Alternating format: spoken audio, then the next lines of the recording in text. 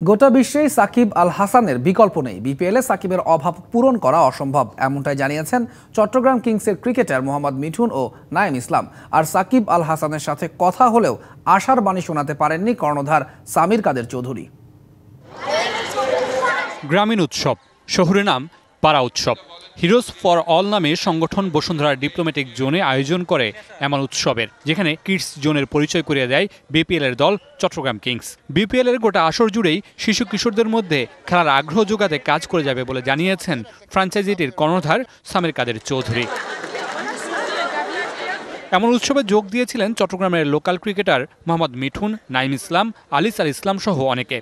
বছর শেষের খুশি নগদে হবে বেশি। নগদ পেমেন্টে নির্দিষ্ট ক্যাটাগরির কেনাকাটায় 300 টাকা পর্যন্ত ক্যাশব্যাক। বিপিএলে সাকিব আল হাসানকে পাওয়া নিয়ে দ্বিধা থাকায় হতাশা প্রকাশ করেছেন এই ক্রিকেটাররা।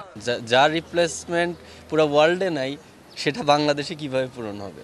তো ডেফিনেটলি ওনার না থাকাটা আমাদের টিমে আসলেই পূরণীয় নয়। সাকিবের অভাব তো আসলে পুরো বাংলাদেশ কারণ ওয়ার্ল্ডে যদি বলেন এরকম সেকেন্ড প্লেয়ার আর নেই।